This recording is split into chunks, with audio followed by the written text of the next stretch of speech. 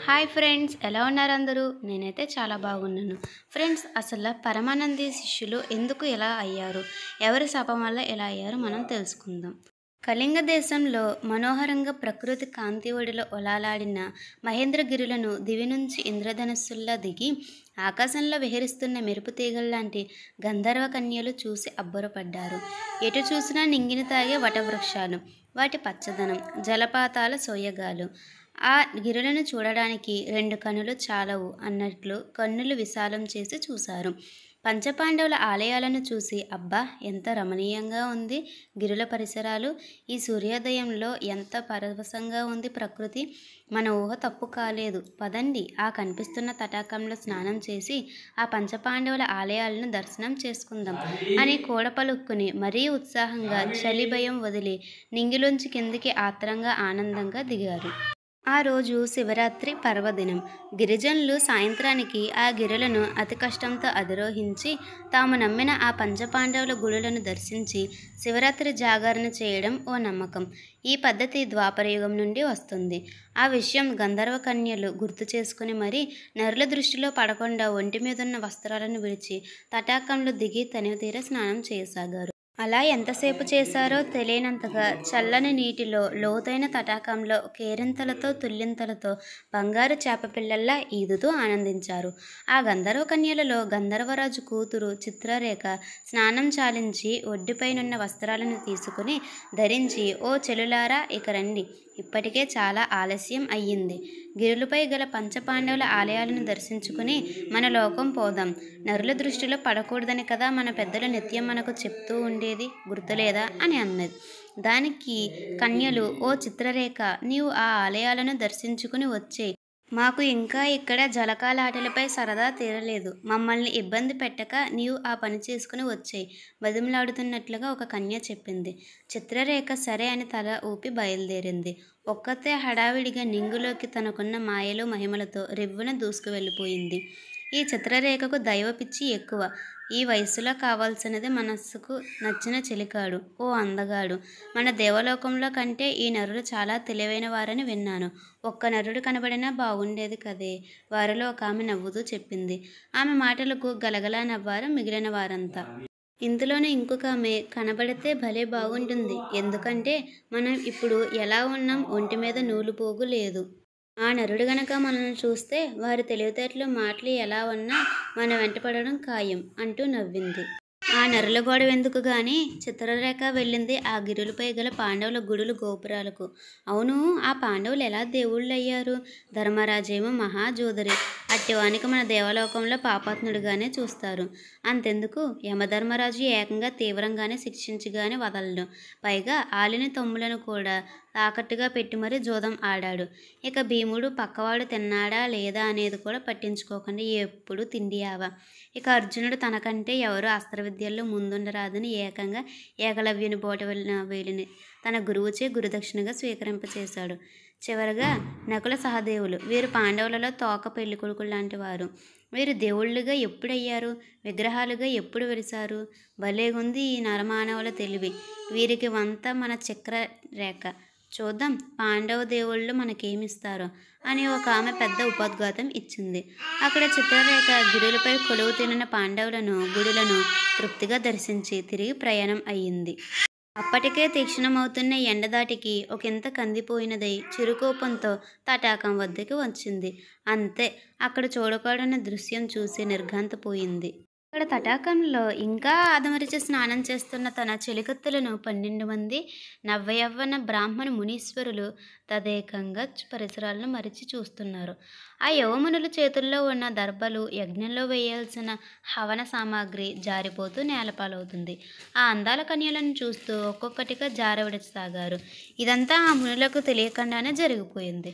తటాకంలో గల కన్యలు కూడా మునులను చూసేసరికి మునుల చేతులు ఖాళీ అయ్యాయి. అంతే, ఒక్కసారి కన్యలు పెద్దగా అరిచి తెప్పున నీటిపై తేలియాడారు. ఇదంతా చూస్తున్న చిత్రరేఖ మరీ ఉపేక్షించలేకపోయింది. పట్టరని కోపంతో ఆ మునులపైకి దూసుకువెళ్ళింది. కామాంధులారా, చూడడానికి ముని రూపాలతో ఉండి స్నానం చేస్తున్న ఆ కన్యలను కామ వికారపు చూపులతో చూశారు. మీరు చూస్తున్నట్లు తెలియని ఆ అమాయకపు కన్యలు ఇప్పుడు మిమ్మల్ని చూసి భయభ్రాంతులయ్యారు. విన్నారుగా వారి హృదయ విదారకమైన ఆక్రందనలు. మీ వంటి వారిని క్షమించకూడదు. మీరు మానవ మృగాలుగా ప్రవర్తించారు. మీరు వచ్చిన పని మరచి కన్యల నగ్న రూపాలను చూసి మీ మతులను పోగొట్టుకుని చేతిలో ఉన్న యజ్ఞ హవనాలను నేలపాలు చేశారు. ఈ దోషం ఊరికే పోదు కనుక నిజంగానే బుద్ధిహీనులై ఈ నరలోకంలో మీ వికృత చేష్టలతో పువ్వుల పాలైపోదురుగాక అని శపించింది. అయితే ఆ 12 మంది యువమునులు అయోమయంలో పడి ఆమె వంక చూస్తూనే ఉండిపోయారు. ఆమె ములుకుల్లాంటి పలుకులతో కూడిన శాపం వృధా కాలేదు. చూస్తుండగానే వారి రూపాలు స్వల్పంగా మారిపోయి పిచ్చి చూపులతో మిగిలారు. వెకిలిగా నవ్వుతూ ఒకరిని ఒకరు చూసుకుని పగలబడి నవ్వసాగారు. అంటే వాళ్ళు శాపగ్రస్తులయ్యారు. వారికి తగిన శాస్త్ర జరిగిందని వారి వైపు హీనంగా చూస్తూనే నీటిపై తేలియాడుతున్న తన చెల్లెల వైపుకు వెళ్ళింది. నీటి మీద తేలియాడుతున్న శరీరాలను చూసి కెవ్వుమని కేకవేసి భయభ్రాంతైపోయింది. నలుగురు తన చెల్లెలు విగత జీవులై ఉన్నారు. వారు ఈ అకాల మరణాన్ని ఎందుకు పొందారో ఆమెకు కొద్దిసేపట్లో అవగతమయ్యింది. ఆ మునుల చేతుల్లో హవన ద్రవ్యాలు యజ్ఞకుండలంలో పడాల్సినవే నేలపాలు కావడమే ఆ దోషమే శాపం అయ్యింది. ఇప్పుడు ఏం దారి అని పరిపరి విధాలుగా ఆ ఒడ్డున కూర్చుని ఆలోచించసాగింది.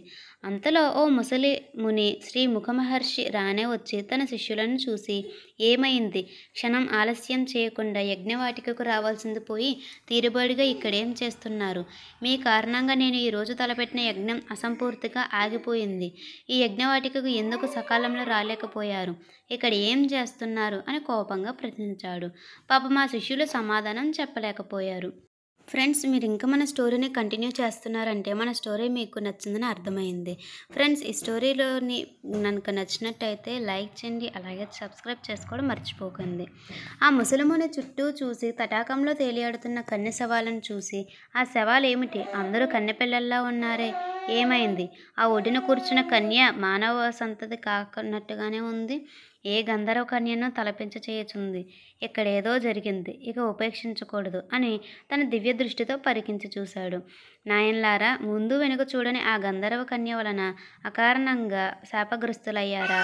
అయ్యో, నేను మీపై కోపంతో శపించబోయాను. ఎంత పొరపాటు జరిగిపోయింది. చిత్రరేఖ, ఇటురా అని ఎలుగెత్తి పిలిచాడు. చిత్రరేఖకు ఎందుకో ఆ ముసలిమునిని చూడగానే భయం పట్టుకుంది. అతనే కోపంగా పిలవడంతో తుల్లిపడి పరిగెత్తుకువచ్చింది.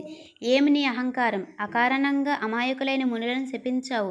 వీరు ఇంతవరకు ఆడదాని నీడను కూడా చూడనివారు. ఒక్కసారి ఈ తటాకంలో మీ వంటి గంధర్వ కన్యలు జలకాలాడడం చూసి ఆశ్చర్యవందారు. నీవు మహిమలు తెలిసిన దానవు. ఒక్కసారి నీ దేవలోక దివ్యాజ్ఞంతో వీరి గురించి పరికించి చూడాల్సింది. ఈ మునులు ఎవరో తెలిసేది. అకారణంగా నీ శాపానికి గురి అయ్యారు. వీరు శిశుదశ నుంచి నా వద్ద పెరిగారు. ఈ ఘోరారణ్యం, జంతువులు, తటాకాలు, తపస్సు, గురువుగా నేను తప్పితే వీరికి ఎవరూ తెలియదు. అకారణంగా శపించావు. ఇందుకు నీకు తగిన శిక్ష విధించితే కానీ నా మనసులో ఏర్పట్టి దిగులు పోదు. ఆ మాటలు చెప్తున్నప్పుడు ఆయన పెదాలు కనిపించాయి. ఆమె వంక కోపంగా చూశాడు. మునీశ్వర, నన్ను క్షమించండి. ఆడదానికి శీలం కంటే గొప్పది ఏమీ కాదని మీకు తెలియంది కాదు. తటాకంలో గల నా చిలికత్తులు నగ్న రూపాలను తనివి తీరా చూస్తూ ఆస్వాదిస్తుంటే నేను వీరి గురించి ఏమి ఆలోచించగలను? అవలను శాపాలు పెట్టకుండా మరే విధంగా తలపడగలను? ఒకసారి పెద్ద మనసుతో ఆలోచించండి. నా నిర్దోషిత్వం రుజువు కాగలదు అని అంది. చిత్రరేఖ, నీవు ముందు వెనుకలను ఆలోచించకుండా అగ్నికుండముల వంటి శక్తివంతులను శపించి నీకున్న మాయలు మహిమలను కోల్పోయావు. ఇక నీవు నీ నిజరూపానికి ఏ విధంగానూ రాలేవు. నీవు ఈ భూలోకంలో పడి ఉంటావు. నీ చెల్లెలు నరులను చూడాలని, వారితో కూడి ఆనందంలో మునిగి తేలాలని, నరులను పెళ్లాడాలని ఆశపడ్డారు. వారిని చూస్తూ హోమంలో వేయాల్సిన యజ్ఞ హవనాలను మునులు నేల మీదకు జారవిడడం వలన అందుకు కారకులైన నీ చెల్లెలు విగత జీవులు అయ్యారు. ఏమి, నేను మరి నా తల్లిదండ్రుల వద్దకు పోలేనా? నా శక్తియుక్తులు నశించినవా? అయ్యో, ఎందుకు వచ్చి తిని ఇంతగా చిక్కుబడి తిని కనీసం ఇంట్లో ఎవరికీ చెప్పకుండా వచ్చినందుకు నాకు తగిన శాస్తి జరిగినది. నేను ఈ నరలోకంలో ఎక్కడైనా బతకను. నా చెల్లెలు చనిపోయారు. నా ఉనికి నా తల్లిదండ్రులకు ఎవరు చేరవేస్తారు అని వలవల ఏడ్చింది. అయితే ముని ఆమె దీనావస్థను చూసి శ్రీ ముఖమహర్షి కోపం కరిగిపోయి జాలి వేసింది. ఆమెను ఓదార్చి, నేను తలపెట్టిన యజ్ఞం నెరవేరకపోయినా ఎందుకో నాకు ఈరోజు యజ్ఞావిభూతులకు తగిన శాస్తి చేయాలనిపించలేదు. ఎవరిపైనా ఎలాంటి కోపం రాలేదు సరికదా. నిదానంగా ఉంది నా మనస్సు. మీ అందరికీ నేను మేలు చేస్తాను. జరిగిన దానికి విచారించుకో. నీవు కారణ జన్మురాలవు. నీకును నీతో విచ్చేసిన నీ చెల్లెలకు నరులను పెళ్లాడవలసిందిగా దైవ సంకల్పితమే మీ తలరాతగా ఉంది కనుక విధిని ఎవరూ తప్పించలేరు. అదేమిటి మహర్షి, నా చెల్లెలు అకాల మరణానికి గురయ్యారు కదా, వారు నరులను పెళ్లాడాల్సిందిగా దైవ సంకల్పం అంటున్నారు, మరి ఎటులా ఆ సంకల్పం జరుగును అర్థం కాక అడిగింది. చిత్రరేఖ, నీ చెల్లెలు నలుగురు చెడిపోలేదు. అవంతి దేశంలో బిడ్డలు లేని రాజుకు పెంపుడు కుమార్తెలుగా ఉన్నారు. నేను ఈ కారడవిలో ఆ అవంతిరాజు నగరంలో ఒకసారి యజ్ఞం చేశాం, కానీ నేను పూర్తి చేయలేకపోయాను. ఆ రాజు పూర్తి చేసి యజ్ఞఫలంగా ఇక్కడ యజ్ఞవాహనాలను నేలపాలకు కారకులైన నీ చెల్లెలు అక్కడికి రాజు పెంపుడు కుమార్తెలుగా దక్కారు. అయితే నీ చెల్లెలు నరులను పెళ్లాడగలరు, నీవు అదే దారిలో పయనించగలవు అని అన్నాడు. నేను ఇప్పుడు నా చెల్లెలను శిశువులుగా చూడాలా స్వామి? వారు పెరిగి పెద్దవారయ్యే వరకు నేను ఈ నరలోకంలో వేచి ఉండాలా? నేను నా చెల్లెలు మా లోకం నుండి తల్లిదండ్రులకు చెప్పకుండా వచ్చినందుకు మేము పెద్ద శిక్షకు గురయ్యాము. మళ్ళీ కుళ్ళి కుళ్ళి ఏడ్చింది కన్య. చిత్రరేఖ, ఏడవకు. నీవనుకున్నట్లు నీ చెల్లెలు పసిపాపులుగా ఆ రాజుకు జన్మించలేదు. యజ్ఞ ఫలితం చే కన్యలుగానే ప్రసాదించబడ్డారు కనుక నీవు చూస్తే పోల్చుకోగలవు. కానీ అవంతి రాజ్యం ఇక్కడ మన ఉంటున్న కళింగ రాజ్యానికి చాలా దూరం. ఇప్పట్లో వారిని చూడడం సాధ్యం కాదు. కాలమే మిమ్మల్ని కలుపుతుంది. ఆ నలుగురు నీవు కలిస్తే 5గురు కదా, మీ 5గురు ఒకే ఇంటికి కోడళ్ళుగా కానున్నారు. అంటే 5గురు అన్నదమ్ములకు ఇల్లాళ్ళు అవుతారు అని అన్నారు. స్వామి, మమ్మ వరించి పరిణయమాడినది నరులే కదా, వారు నైతికంగా పతనం అయ్యే హీనులా లేకుంటే రాజులా?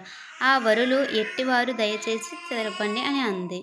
ఫ్రెండ్స్, ఇక్కడితో పార్ట్ 1 అయిపోయింది. అయితే ఆ కన్య తన చెలికత్తెల కోసం వెళ్ళిందా, వెళ్ళాక ఏమైంది అనేది పార్ట్ 2 కోసం వెయిట్ చేయండి. పార్ట్ 1 కనుక నచ్చినట్టయితే లైక్ చేయండి, షేర్ చేయండి. ఇలాంటి మరిన్ని కొత్త కథల కోసం మన సత్య స్టోరీ హబ్ ఛానల్ని సబ్స్క్రైబ్ చేసుకోవడం మర్చిపోకండి.